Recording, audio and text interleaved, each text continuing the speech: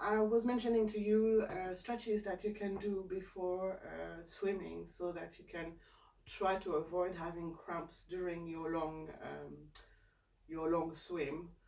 And I couldn't find any on YouTube, so I'm gonna make it now for you. And I'm gonna show you stretches that you can do. It would be, I don't know how many days you have until you actually have to do your long swim, but it would be really good to do these stretches already now, every morning and every evening. Every morning, first thing in the morning, and then every night before you go to bed, and also before every swim and after every swim. The more you do it, the more your muscles are going to be stretched, and the better it will be for you to avoid the cramps while you do the swimming. So, what's most important is from the knees to the feet, I feel, in my experience. Not that I've never done any long swim, but when I swim and I get cramps, that's what happens.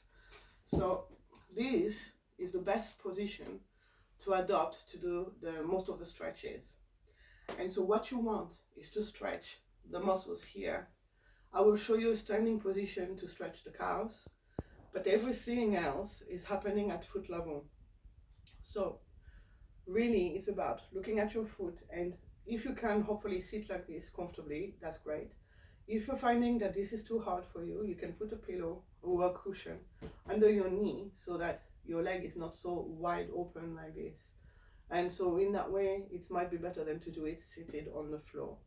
But otherwise, this is a great posture to do the stretches. What you do is when you're in this way, so you're holding your leg, keep your hand, your right hand onto your knee if you want to, because that helps to stabilize. And then what you want is at foot level. So in one video I saw something that was showing a start of a good stretch, and she was putting her fingers in between her toes to get a good grip of the foot.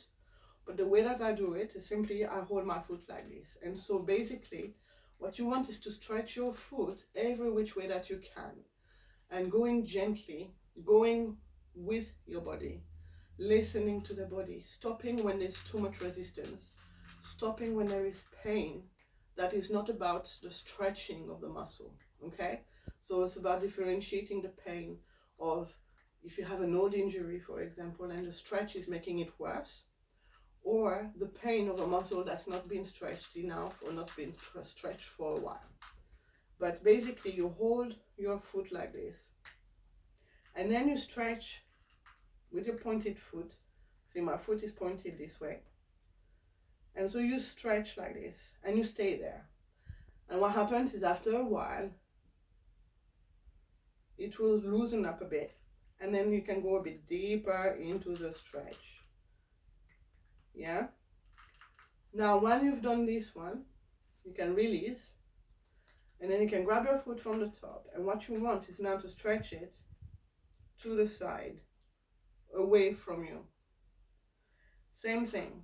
Keep stretching, but don't go into the pain. If it starts hurting, you've gone too far. And again, as you stay there for a little while, only just, a minute or so, then you can see that then it can go further. I don't know if it shows very much on the camera, but my foot right now is stretching further. And if this moves a bit, that's fine, because all that matters is that you feel the stretch. Now, one of the most important ones to do is the next one coming. What I do is I grab my foot this way, at the side, but like over the foot and then under. And then what you want is to stretch it away, so pointed, but also towards you. So it's at about, I don't know, I'd say maybe you're aiming to, like in my mind, it corresponds maybe to 45-degree angle. Of course, my foot is not at such an angle, but basically you are keeping on pulling towards you and towards the pointing. So you're doing both at the same time. And during this stretch, it stretches all of this here. And for me, this is one of the main places where I get a cramp, apart from the calf. And you just stay there and you just keep stretching. Now, that is one of the most important. And another one is, and I'm going to show you for that one, a standing posture for it. It's to help release tension from the calf muscle. And so the way to do this, the best way to do. Yeah.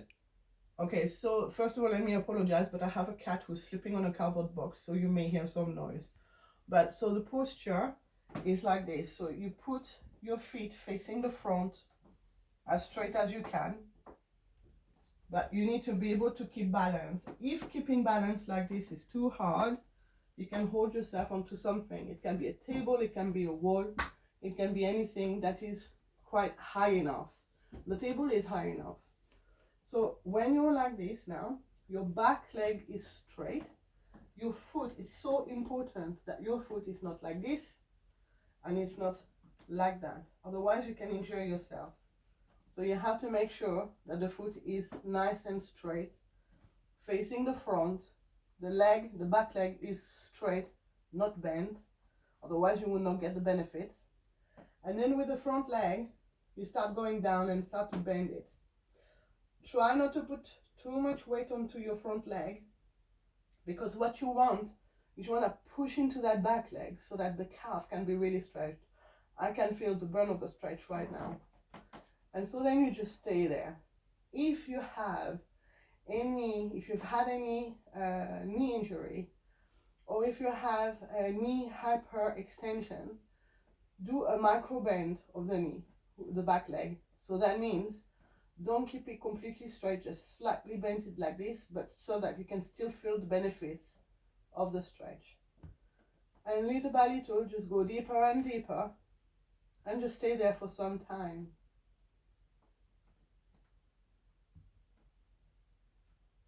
And see, I'm going deeper with this leg.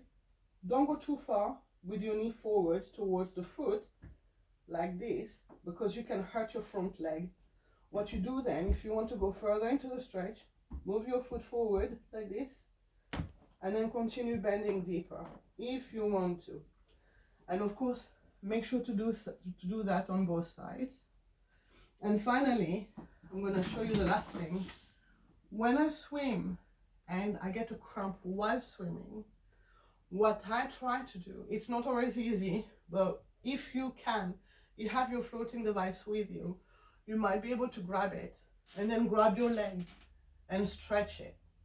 Because for the calf, that is, yeah, for the calf cramp, if you hold your floating device, you might be able to straighten your leg, grab your foot, and then pull. So from here, you pull your foot towards you. If you can't do that, what I have done in the past is I use my other foot. It's not perfect, it's not the most comfortable, but it gets rid of the cramp. And so I use my other foot, I tuck the heel under the toes of that foot, and then I do the same thing. I try to bend my foot towards me to relieve the pressure from the cramp. Again, if you are in the water and you can manage this, if the cramp is here, hold your floating device and try to grab your foot. So the best way to do this would be if you are actually on your back in the water as much as possible, and then do that stretch I showed you earlier. Now, it's not perfect and it's not always easy in the water, but hopefully that will help. And the last thing I would say, make sure you thoroughly warm up your leg muscles before you go into that swim, because then as they are warmed up, the clashing of the cold water will not be so strong and will not create so many risks for cramps. A cramp is when the muscle gets tightened into a ball. Stretching the muscle when you're getting the cramp at first can feel excruciating, but what happens then is that after a moment that you are in that pain, then it all just releases. And so it's really making it through that stretch pain at the time of the cramp to then release. So if you do the stretches I showed you before the swim, and also every day until then, morning and evening, and then if you bear in mind the stretches you can do in the water at the time of the cramp, I'm hoping that you'll be fine. I hope this helped you, and I hope you have a wonderful time with your swim. All best of luck. Bye.